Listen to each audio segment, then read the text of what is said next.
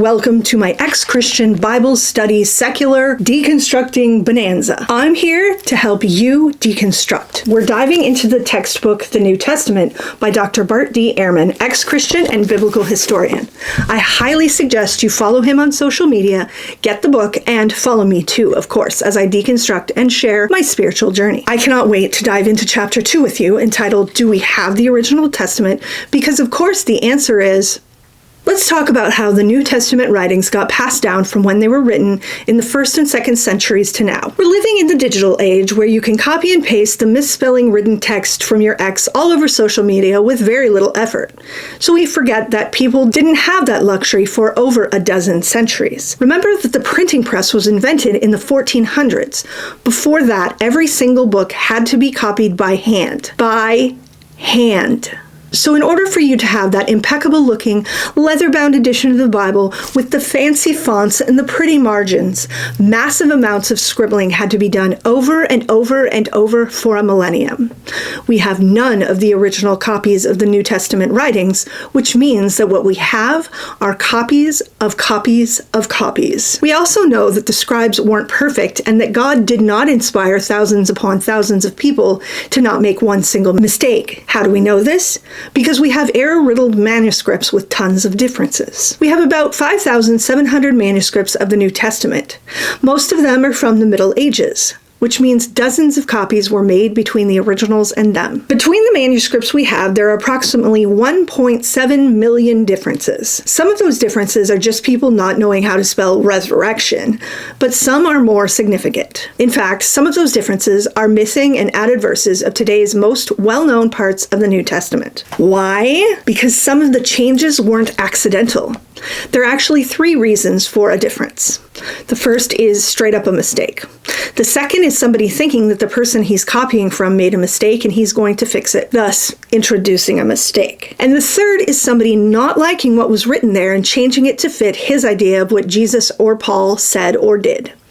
That one's a purposeful misleading of the reader to change what the original said. I will add that these are not unique to the New Testament, but to all books scholars have from antiquity. But still, the answer to the question, do we have the original New Testament, is a resounding absolutely not. Let's talk about some of the significant differences there are between the hundreds of ancient New Testament manuscripts scholars are in possession of. This is one of my favorite parts. I love examples. And here are some examples of verses we all know and love that aren't actually in the Bible. The first example is that the last 12 verses of the book of Mark were added by a scribe at some point because the original version added too abruptly for their liking. As we know, 3 women go to find the tombstone rolled away and some random dude man in a robe is sitting to the side to tell them not to be afraid.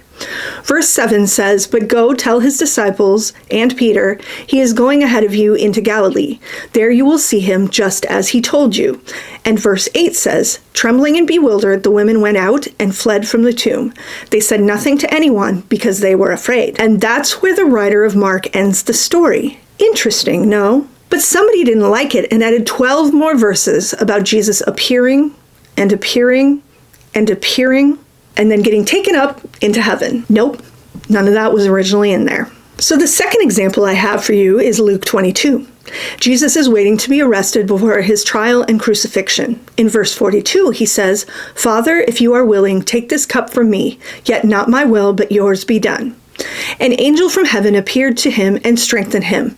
And being in anguish, he prayed more earnestly, and his sweat was like drops of blood falling to the ground. The truth is that Father, take this cup from me is in the older manuscripts. But the 2 next verses about the angel appearing and the sweat falling to the ground like blood were not. It's interesting because sweating blood is a commonly known idiom in the English language, and this is where it originally comes from. Yet, it was not in the original version of the gospel. The author is some unknown scribe who added it later. The third and final example I'll share is about the story of Jesus and the adulterous woman. You know, the one about he who is without sin should cast the first stone.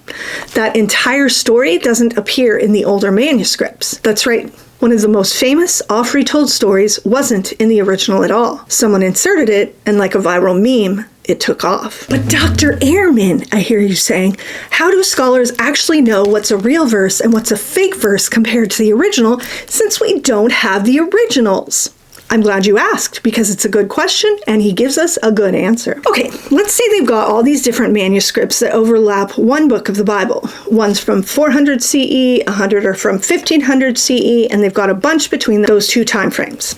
They're going to look at each of them, see where the verses are different, and decide which one is true to the original. First, the older ones are usually closer to the source, so scholars give them a lot of weight. What does the one from 400 CE say? It's been copied fewer times and has had less time for scribes inserting their, interesting opinions. Second, where did they find the manuscripts?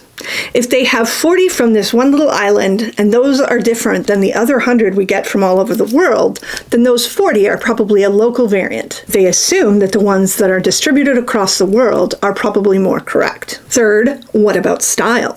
I speak and write a certain way, and someone trying to put words in my mouth may not do a good job at it.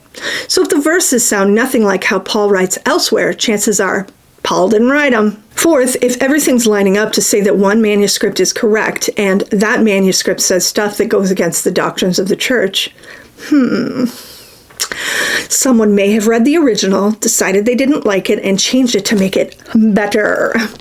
An older manuscript containing something church apologists don't like is probably actually the truer one. And finally, after considering everything else, some manuscripts are just a hot mess. If, using the other criteria, scholars figure out that a part of a document is full of errors, that calls into question the rest of the document. So to answer the question, do we have the original New Testament? The answer is a resounding no, but with caveats. Scholars have pieced it together as best they can, but it's impossible to recreate the entire thing, which means we have to take everything we learn with a grain of salt. That means the Bible is not inerrant. It's errant. It's very, very errant, which is fine if you use it to inform your worldview instead of using it to barricade you in as some kind of rigid, inflexible truth.